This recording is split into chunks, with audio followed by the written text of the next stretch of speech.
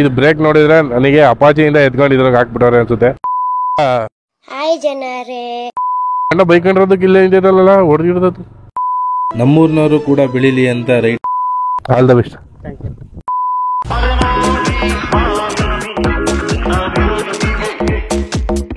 Hi hello ನಮಸ್ಕಾರ boss, ನಾನ್ ಮಾತಾಡ್ತೀನಿ ನಿಮ್ಮ ಮಿಸ್ಟರ್ ಫೋಟೋ. ಇದು ರೈಡರ್ 125.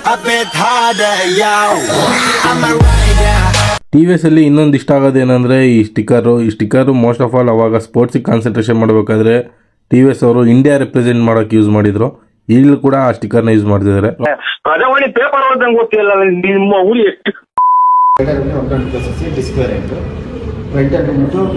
ಟೈರ್ ಬರುತ್ತೆ, ರೋಟೋಪೇಡ ಡಿಸ್ಕ್ ಬ್ರೇಕ್ ಬರುತ್ತೆ. ಇದರಿಂದ ಏನಿಲ್ಲ ಅಂದ್ರೆ ನಿಮಗೆ ಕಂಪ್ಯೂಟರ್ ಪ್ರಶ್ನೆ ಬರುತ್ತೆ.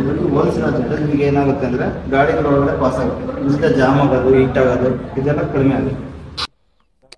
ಇದರಲ್ಲಿ ಇನ್ನೊಂದು ಯೂನಿಕ್ ಫೀಚರ್ಸ್ ಅಂದ್ರೆ ಡಿಸೈನೇ ವೇರಿಯಂಟ್ ಆಗಿದೆ. ಇದೇನೋ ಹಿಂಗೆ ಬಂದ್ಬಿಟ್ಟು ಹಿಂಗೆ ಬಂದಾಗ್ಬಿಟ್ಟಿದೆ. ಹೌದಾರಲ್ಲಿ ಅವ್ನು ಕಿವಿ ಐತಲ್ಲ, ಹಿಂಗೆ ಶೆಟ್ಕೊಂಡಿರುತ್ತಲ್ಲ, ಹಿಂಗೆ ಶೆಟ್ಕೊಂಡೈತೆ. ಮುಂದೇನು ಹಿಂಗೆ ಐತಾ? ಮುಂದೇನೋ ಸೇಮು. ನಿಂದು ಹಿಂಗೇನಾ ಶೆಟ್ಕೊಳ್ಳೋದು?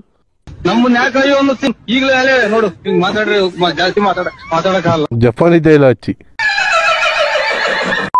ಡಿಸ್ಪ್ಲೇ ಬಂದ್ಬಿಟ್ಟು reverse LCD cluster detail display ಅಂತ ಹೇಳ್ಬಿಟ್ಟು ಇದು ಬಂದ್ಬಿಟ್ಟು ಕ್ಲಿಯರ್ ವಿಷನ್ ಇರುತ್ತೆ. ಇವಾಗ ಮಳೆಗಾಲದಲ್ಲಾಗಲಿ, ಮಳೆಯಲ್ಲಿ ಹೋದ್ರೆ ಇದೇ ಥರ ಡಿಸ್ಪ್ಲೇ ಕಾಣುತ್ತೆ, ಬಿಸಿಲಲ್ಲಿ ಹೋದ್ರೆ ಇದೇ ಥರ ಕಾಣಿಸುತ್ತೆ, ಮತ್ತು ನೈಟಲ್ಲೂ ಇದೇ ಥರ ಡಿಸ್ಪ್ಲೇ ಕಾಣುತ್ತೆ. ಇದು ಬಂದ್ಬಿಟ್ಟು ಕಿಲೋಮೀಟರ್ ಇದೆಯಲ್ಲ, ಇದ್ರಲ್ಲಿ ಟಾಪ್ ಸ್ಪೀಡು, ಅವರೇಜ್ ಸ್ಪೀಡು ತೋರಿಸುತ್ತೆ ಇಲ್ಲೇನೆ. ಮತ್ತು gear position, gear shift position ಅಂದರೆ ಗಾಡಿ ರೈಡ್ ಮಾಡ್ಬೇಕಾದ್ರೆ ಗೇರ್ ಶಿಫ್ಟ್ ಪೊಸಿಷನ್ ಇಲ್ಲಿ ತೋರಿಸುತ್ತೆ, ಟೈಮಿಂಗ್ ತೋರಿಸುತ್ತೆ, ಮತ್ತು trip A, trip B, trip F ಇದು ಇಲ್ಲೇ ಮೆನ್ಷನ್ ಆಗುತ್ತೆ. RPM ತೋರಿಸುತ್ತೆ, ಮತ್ತು ಫರ್ ಲೀಟ್ರು ರೇಂಜ್ ಎಷ್ಟು ಬಂದಿದೆ ಅನ್ನೋದು ಇಲ್ಲೇ ಡಿಸ್ಪ್ಲೇ ಆಗಿಬಿಡುತ್ತೆ. ಮತ್ತು ಅವರೇಜ್ ಎಷ್ಟು ಬಂದಿದೆ, ಮತ್ತು 2 ಲೀಟ್ರ್ ಪೆಟ್ರೋಲ್ ಇದೆ ಅಂದರೆ ಎಷ್ಟು ಮೂವ್ ಆಗ್ಬೋದು ಅಂತ ಇದರಲ್ಲೇ ಡಿಸ್ಪ್ಲೇ ಆಗಿಬಿಡುತ್ತೆ ಅವರೇಜಲ್ಲಿ. ಶಿಫ್ಟಿಂಗ್ ತೋರಿಸಿದೆ. ಮೇ ಬಿ ನನ್ನ ಗಾಡಿಯಲ್ಲೇ ಕೊಟ್ಟಿಲ್ಲ ಈಗ ಶಿಫ್ಟಿಂಗು. ಗುರು ನನಗೆ ಇಲ್ಲಿ ಇರಕ್ಕೆ ಇಷ್ಟ ಇಲ್ಲ ಗುರು, ನಿಮ್ ಜೊತೆಗೆ ಬಂದ್ಬಿಡ್ತೀನಿ ಗುರು. ನನಗೆ ಕಷ್ಟದಲ್ಲಿದ್ದೀನಿ, ನಾನು ಯಾರನ್ನ ಸಾಕೊಂಡಂಗಿದ್ರೆ ಸಾಕೊಂಬಿಡಿ ಗುರು. ಫ್ರಂಟಲ್ಲಿ ಅನಿಮಲಿಸ್ಟಿಕ್ ಪೆಟ್ಲೆ ಅಗ್ರೆಸಿವ್ ಲುಕ್ ಅಲ್ಲಿ ಕಾಣಿಸುತ್ತೆ.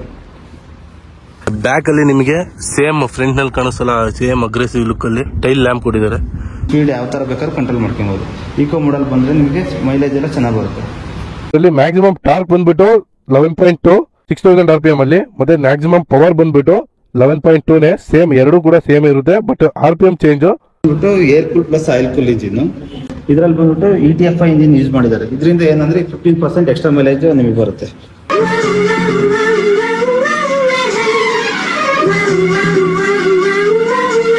ಒಂದು majorly price and another one ಮತ್ತೆ ಲುಕ್. ಗಾಡಿ ಲುಕ್ ನೋಡಿ ತುಂಬಾ ಜನ ಬಿದೋಗ್ತಿದ್ದಾರೆ. ಟೆಲಿಸ್ಕೋಪಿಕ್ ಸಸ್ಪೆನ್ಷನ್ ಕೊಡ್ತಾರೆ. ಬ್ಯಾಕ್ ನಲ್ಲಿ ನೋಡೋದಾದ್ರೆ ಮೋನೋ ಕ್ರಾಸ್ ಸಸ್ಪೆನ್ಷನ್ ಕೊಡ್ತಾರೆ. ಅಂತ ಬಿಕ್ಕಳ್ತಾ ಇದ್ರೆ ನನಗೆ ತಿಕ್ಕಿ ಹಿಡಿಯುತ್ತೆ. ಯಾಕಿದೆ ತಗೋಬೇಕಂತ? ಸೂಪರ್ ಆಗಿದೆ ಗಾಡಿ, ಲಾಂಗ್ ಡ್ರೈವ್ ಹೋಗಕ್ಕೆ ಮಸ್ತ್ ಇದೆ ಗಾಡಿ, ಓಡಾಡಕ್ಕೆ ಚೆನ್ನಾಗಿದೆ ಗಾಡಿ. ತಗೋಬೇಕು, ತುಂಬಾ ಬೇಗ ತಗೊಳ್ಳಿ. ಏನು ಆಲ್ ದ ಬೆಸ್ಟ್. ಈಗ ಆನ್ ರೋಡ್ ಅಲ್ಲಿ ಮೆರಿತಾ ಇರೋ ಗಾಡಿ TVS ರೈಡರ್ 125.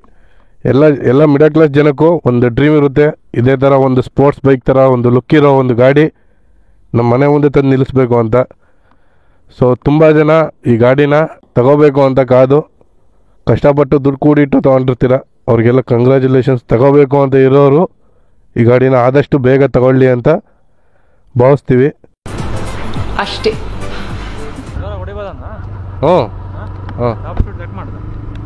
ಅಲ್ಲಿ ಸ್ಪೀಡೋಮೀಟರ್ ತೆಗೆದುಬಿಟ್ಟಾರೆ, ಆ ಸ್ಪೀಡ್ ತೋರ್ಸೋಕ್ಕಾಗಲ್ಲ, ದಯವಿಟ್ಟು ಕ್ಷಮಿಸಿ. ಮೀಟರ್ ಬೋರ್ಡ್ ತೆಗೆದುಬಿಟ್ಟಾರೆ, ಕಂಪ್ನಿ ಪ್ರಾಬ್ಲಮ್ಮು. ಓಕೆ, ಅದು ಬಂದ್ಬಿಟ್ರೆ ನಾರ್ಮಲ್ ಆಗಿ ನೀವು ಒಂದು 125cc ಅಲ್ಲಿ ಯಾವಾಗ ನೋಡ್ರು ಬರ್ತಾರಲ್ಲ. ಏನ್ ನಿಮಿಷ ಕೊಟ್ಟಿವಿ ಹೇಳಪ್ಪ ನಿಮಗೆ, ನಾವೇನ್ ತಪ್ಪು ಮಾಡಿವಿ?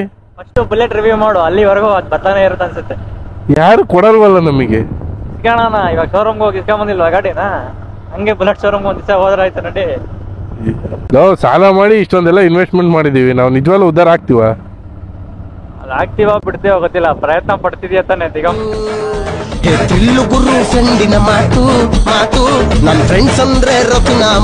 ತುಂಬಾ ಜನ ಎಲ್ಲ ಡೈಲಾಗ್ ಹೇಳಿರ್ತಾರಲ್ಲ ದೊಡ್ಡವರು ಅವರೆಲ್ಲ ಒಳ್ಳೊಳ್ಳೆ ಕಂಟೆಂಟ್ ಕೊಟ್ರೆ ನಮ್ ಕರ್ನಾಟಕದವ್ರು ಸಪೋರ್ಟ್ ಮಾಡೇ ಮಾಡ್ತಾರೆ ಅಂತ ನಾನು ಅನ್ಕೊಂಡಿದ್ದೀನಿ. ಅದೇ ನಂಬಿಕೆ ಮೇಲೆ ಹೋಗ್ತಾ ಇರೋದು. Go the flow.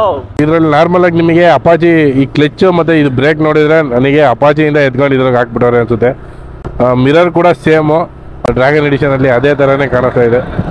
ಅಯ್ಯೋ ಹುಡುಗ ನೋಡ್ದ ಸಬ್ಸ್ಕ್ರೈಬ್ ಮಾಡ್ಕ ಅಂತ ಹೇಳಿದ್ರು ಹೇಳ್ಬೋದಾಯ್ತು. ಇದರಲ್ಲಿ ಮುಂದೆ ನೋಡಿದ್ರೆ ಪಾಸಿಂಗ್ ಕೊಟ್ಟಿದ್ದಾರೆ, ಹಿಂದೆ I beam low beam, next indicator ಕೊಟ್ಟಿದ್ದಾರೆ. ನಾರ್ಮಲ್ ಆಗಿ ಒಂದು ಆರನ್ ಕೊಡುತ್ತೆ, ಸಿಂಗಲ್ ಆರನ್ ಕೊಟ್ಟಿದ್ದಾರೆ. ಇದರಲ್ಲಿ ಡ್ಯುವೆಲ್ ಆರನ್ ಇಲ್ಲ. ಸೌಂಡು ಕೂಡ ಅಷ್ಟೊಂದು ಇಲ್ಲ. ಈ ಅಣ್ಣ ಬೈಕೊಂಡಿರೋದಕ್ಕೆ ಇಲ್ಲೇ ನಿಂತಿರಲ್ಲ ಹೊಡೆದಿರೋದು. ಗುಂಡಿ ಗುಂಡಿ ಈ ಗುಂಡಿ ಎಷ್ಟೋ ಜನ ಹೇಳ್ತಾರಲ್ಲ ಈ ಗಾಡಿ ಬಗ್ಗೆ ಚೆನ್ನಾಗಿಲ್ಲ, ದಮ್ಮಿಲ್ಲ. ಗುರು ಈ ಗಾಡಿಯಲ್ಲಿ ಈ ಸಿಟಿಯಲ್ಲಿ ಹೊಡೆದಾಡೋಕ್ಕೆ ಒಂಥರ ಮಜಾ. ಯಾವುದೋ ಒಂದು ದೊಡ್ಡ ಗಾಡಿ ಅಯ್ಯಬ್ಬುಜ ತಗೊಂಬಂದ್ಬಿಟ್ಟು ನಮ್ಮೂರು ಟ್ರಾಫಿಕಲ್ಲೆಲ್ಲ ಹೊಡಿತೀನಿ ಅಂದರೆ ಆಗುತ್ತಾ? ಯಾವ ಗಾಡಿ ಎಲ್ಲೆಲ್ಲಿ ಇರಬೇಕೋ ಅಲ್ಲಲ್ಲೇ ಇರಬೇಕು. ಅದು ಟ್ರ್ಯಾಕ್ ರೋಡಲ್ಲೇ ಇರಬೇಕು, ಇದು ಸಿಟಿಯಲ್ಲೇ ಇರಬೇಕು. ಸೊ ಹಾಗಾಗಿ ಹಿಂದೆ ಮುಂದೆ ನೋಡ್ಬೇಡಿ. ನಿಮಗೇನಾದರೂ ರೈಡರ್ ತಗೋಬೇಕು ಅನ್ನಿಸ್ತಾ ಕಣ್ಣು ಮುಚ್ಕೊಂಡು ಈ ಗಾಡಿನ ತಗೊಂಬಿಡಿ. ಈಗ ಹಾಯ್ ಜನರೇ. ಯಾವ್ದು ಕುಡಿಯೋದು ಇನ್ನೇ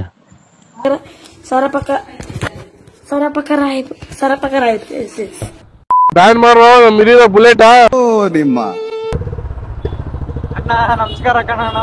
ಹಿರಿಯರಲ್ಲಿ ಫಸ್ಟ್ ರಾಯಲ್ ಎನ್ಫೀಲ್ಡ್ ನ ರಿವ್ಯೂ ಮಾಡ್ಬೇಕು ಕಣಪ್ಪ. ಅದ್ರಲ್ಲಿ ಎಕ್ಸ್ಪೆಷಲ್ ಕ್ಲಾಸಿಕ್ ಎಲ್ಲಿ ನೋಡಿ ಇವರೇ ಬರ್ತಾರೆ, ನಾವೇನ್ ಮಾಡೋಣ ಗುರು. ಫ್ರಂಟ್ ನಲ್ಲಿ ಡಿಸ್ಕ್ ಬರುತ್ತೆ, ಹಿಂದ್ಗಡೆ ಮಾತ್ರ ನಾರ್ಮಲ್ ಡ್ರಮ್ ಬ್ರೇಕ್ ಬರುತ್ತೆ. ಜಸ್ಟ್ ಬ್ಯಾಕ್ ಬ್ರೇಕ್ ಅಪ್ಲೈ ಮಾಡಿದ್ರೆ ಫ್ರಂಟ್ ವರ್ಕ್ ಆಗುತ್ತೆ. ಇದರಿಂದ ಏನ್ ಯೂಸ್ ಆಯ್ತದೆ ನಿಮಗೆ? ಬ್ಯಾಕ್ 100%, ಫ್ರಂಟ್ 20% ಇರ್ತದೆ. ಇದರಿಂದ ಸ್ಕಿಡ್ ಆಗೋ ಚಾನ್ಸಸ್ ಎಲ್ಲ ಕಡಿಮೆ ಇರುತ್ತೆ. ಫಾರ್ ಎಕ್ಸಾಂಪಲ್ ನೀವು ಯಾವ್ದಾದ್ರು ಒಂದು ಟಾಪ್ ಸ್ಪೀಡ್ ಅಲ್ಲಿ ಹೋಗ್ತಾ ಇದೀರಾ, ಫ್ರಂಟ್ ಕೊಟ್ಟಿರೋದು ವಿತೌಟ್ ABS ಕೊಟ್ಟಿದ್ದಾರೆ. ಸೊ ಹಾಗಾಗಿ ರೋಡ್ ಗ್ರಿಪ್ ನ ಗಾಡಿ ಬಿಟ್ಕೊಡ್ಬಾರ್ದು ಅನ್ನೋ ಕಾರಣಕ್ಕೋಸ್ಕರ ಈ ತರ ಒಂದು ಟೆಕ್ನಾಲಜಿನ ಯೂಸ್ ಮಾಡಿದ್ದಾರೆ. ಟಿಪಿಕಲ್ ಕನ್ನಡಿಗ ಅವ್ರದ್ದು ವಿಡಿಯೋಸ್ ಎಲ್ಲಾದ್ರು ಕುತ್ಕೊಂಡು ನೋಡಿದಾಗ್ಲೇ ನನಗನ್ಸಿದ್ದು ಅವರು ಯಾವ ತರ ವಿಡಿಯೋನು ಮಾಡದೆ ಬಿಟ್ಟಿಲ್ಲ. ಪ್ರಜ್ವಲ್ ರೇವಣ್ಣ ಅವ್ರಿಗೆ ಹೋಗ್ತೀರಾ? ಓಕೆ, ಟಿಪಿಕಲ್ ಕನ್ನಡಿಗ ಅವರು ಇಂಥ ವಿಡಿಯೋ ಮಾಡಿಲ್ಲ ಅಂತ ಇಲ್ಲ, ಪ್ರತಿಯೊಂದು ತರ ವಿಡಿಯೋ ಕೂಡ ಅವ್ರು ಟ್ರೈ ಮಾಡೇ ಬಿಟ್ಟಿದ್ದಾರೆ.